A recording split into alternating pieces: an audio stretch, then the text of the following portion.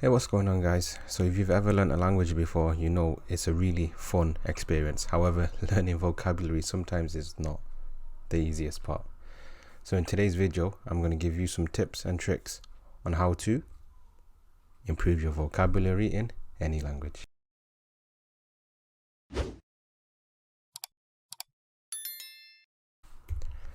We start with LSRW.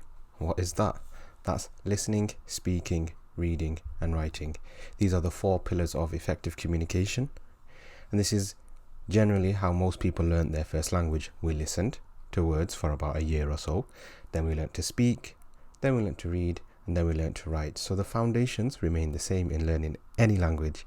Technology can come, help you learn words and whatnot. But regardless, the foundation remains the same. And vocabulary forms the foundation. So we gotta learn words, guys. So, number 1, read a lot.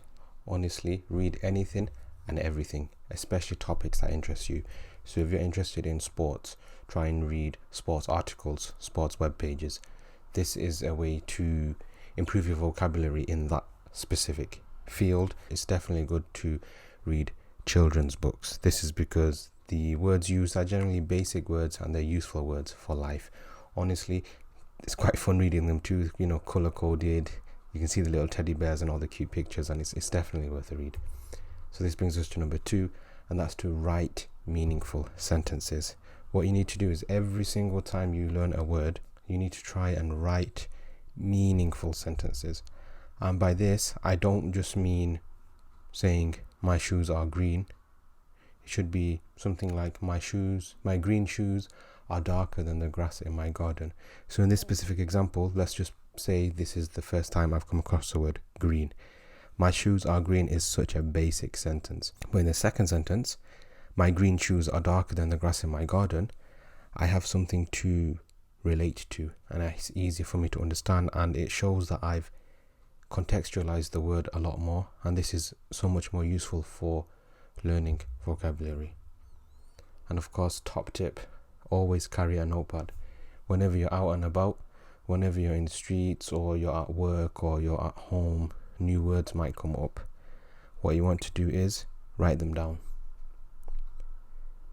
Everyone has different ways of learning words. Some people might prefer to write it down on a phone notepad. Personally, I feel like it's better to write it down on a physical pen and paper, and there are studies that do suggest that when you write with your hand, a connection is established in the brain which helps you internalize what you're learning more. So number 3, listen. Honestly, lectures, podcasts, so many things are available online these days, and you have access to a plethora of information.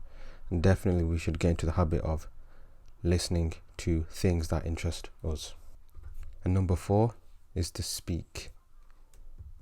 If you have no one to speak to, you can always speak to yourself. Unfortunately, if you are learning certain languages, you might not have any human interaction with someone else that speaks that language.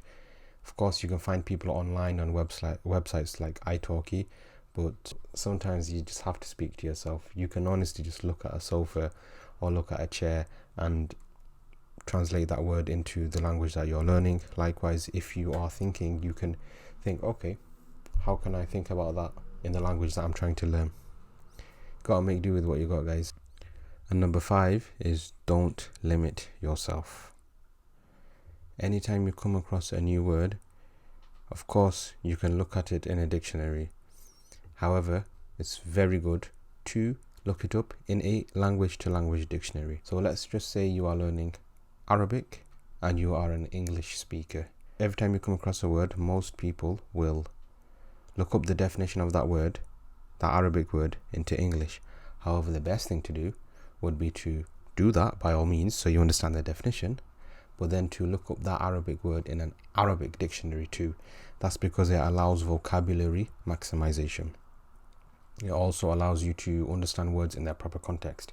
It might be that in your native language, you use one word and it applies to all contexts. However, in the language that you're learning, it might only have specific uses, and that's something you won't know from a basic dictionary. You would have to use a language-to-language dictionary to understand that. Of course, at first it can be a bit daunting to use a language dictionary. However, it's in your best interest. Another aspect of not limiting yourself is learning other word forms. So you might be wondering, what are other word forms? A word form is simply that word being used in a different way. So for example, in English you could use nouns, verbs, subjects and objects. So let's just say, for example, today you've learned the word paint.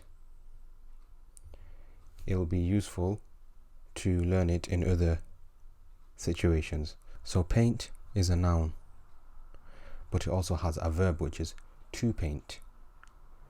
Someone that does painting, aka the subject, is a painter, and an object that has paint on it is painted.